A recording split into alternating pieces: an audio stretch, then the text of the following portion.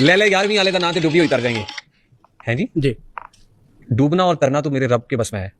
उसी कह रहे हो ले ले 11वीं वाले का नाम तो डूबी हुई तर जाएंगे। यकीन करें रेहान तारिक साहब, आपका जो बज़ाहिर हुलिया है ना, इससे ये पता चलता है कि आप बड़े पढ़े लिखे और वेल एजुकेटेड बंदे हैं, लेकिन आपकी इस गुफ्तगू ने कुछ और ही साबित किया है। ये गुफ्तगू आपको जहालत के इंतहा दर्जे तक लेके जाती है, जिसका आपको पता ही नहीं है। ओ अल्लाह के बंदे, ये सवाल तुम किससे कर रहे हो? ये सवाल उलमा की हैं। ये सवाल तो उलमा से बनते थे। वो तो एक कवाल है। अगर वो आलिम होता तो कवाल ना होता। जब कवाल है तो उलमा वाले सवाल आप उससे नहीं कर सकते। ये ऐसा ही है जैसे कि मिसाल के तौर पर आपके सामने कुरान पाक खोल कर रखा जाए और कहा जाए कि आप इसकी तिलावत करो। आप मिसाल के तौर पर किसी आयत की भी तिलावत करते हैं, फिर आपसे ये कहा जाए कि बताओ इस आयत का शान नुज़ुल क्या है, इस आयत की तफसीर क्या है, इस आयत का तर्जमा क्या है, फलां आयत के फलां हरफ पर ज़बर आई है तो क्यों आई है, पेश आई है तो क्यों आई है, ज़ेर आई है तो क्यों आई है। आप क्या कहेंगे? आप यही कहेंगे, भाई मैं आलिम नहीं हूं, मैंने ये चीजें नहीं पढ़ी, मैंने अभी ये चीजें नहीं सीखी। मैं जब ये चीजें सीखूंगा, पढ़ूंगा, समझूंगा तो फिर ही बयान कर सकता हूं। सेम इसी तरह वो एक कवाल है, वो आलिम नहीं है। अगर वो आलिम होता तो कवाल ना होता। कवाल तो बहुत सारी गलत चीजें आगे बयान कर देते हैं, उनको खुद पता ही नहीं होता। ये सवाल उससे बनता ही नहीं था आपका। और फिर चले रेहान तारिक साहब, आपने उससे सवाल तो कर ही लिया है, लेकिन यार आप इन अल्फाज को कि लैला 11वीं वाले दा ना ते डूबी हुई तर जाएगी, इन अल्फाज से आप शिरक साबित कर रहे हैं। रेहान तारिक साहब, आप मुझे ये बताओ कि इन अल्फाज के अंदर शिरक कहां पर है? पहली तो बात यह है कि उससे यह सवाल नहीं बनता था। फिर जब आपने सवाल कर दिया है, आप अपने आप को बड़ा पढ़ा लिखा और वेल एजुकेटेड साबित करने की कोशिश कर रहे हैं, तो अल्लाह के बंदे इसी के मुताबिक पहले आपको चाहिए था कि शिरक की तारीफ बयान करते।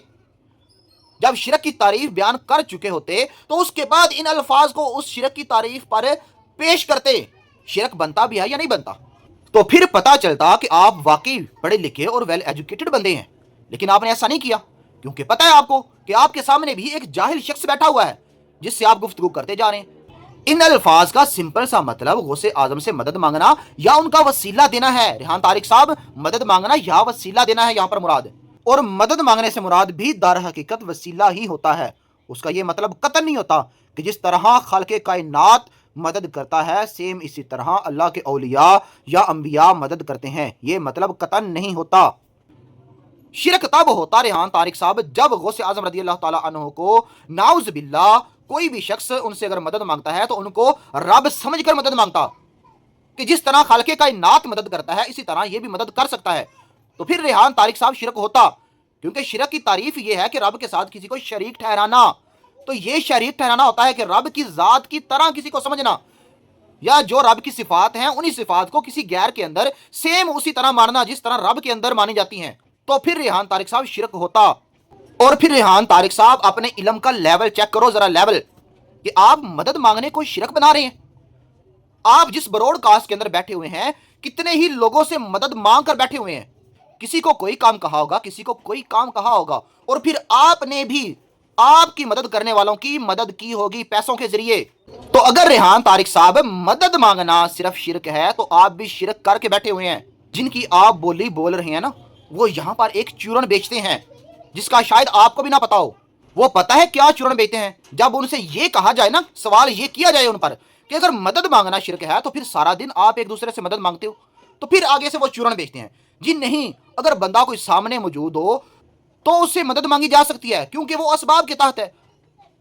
अगर कोई बंदा सामने मौजूद नहीं है तो फिर उससे मदद मांगना शिरक है। फिर आगे से वो ये चूरन बेचते हैं। रेहान तारिक साहब, आप बज़ाहिर तो पढ़े लिखे लग रहे हैं, मुझे बताओ जब मदद है ही शिरक और फिर बंदा सामने हो या सामने ना हो, शिरक शिरक ही होता है।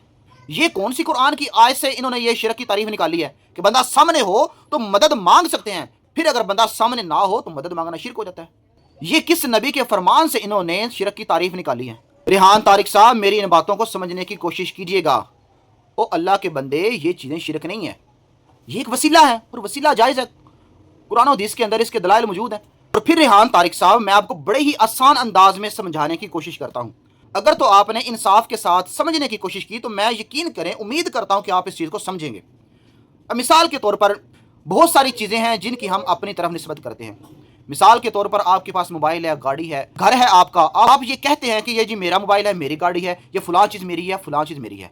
हालांकि खालिक़े कायनात कुरान पाक में इरशाद फरमा रहा है کہ लिल्लाहि मा फिस समावाति व मा फिल अर्द, जो कुछ आसमानों और ज़मीन के अंदर है वो सब अल्लाह ताला का है। इसके बावजूद आप अपनी तरफ निस्बत कर रहे हैं, हालांकि खालिक़े कायनात इरशाद फरमाता है कि हर चीज़ अल्लाह ताला की है, जो कुछ आसमानों ज़मीन के अंदर मौजूद है, इसका आप भी इनकार नहीं करेंगे। यकीनन जब आपसे ये बात की जाएगी, आपके सामने ये आयत पेश की जाएगी, तो आप यही कहेंगे यकीनन हर चीज़ रब की है। और फिर इसी तरह एक और जगह पर खालिक़े कायनात ये इरशाद फरमाता है कि इन्नहु हुवस समीउल अलीम, कि बेशक अल्लाह ही है सुनने और जानने वाला।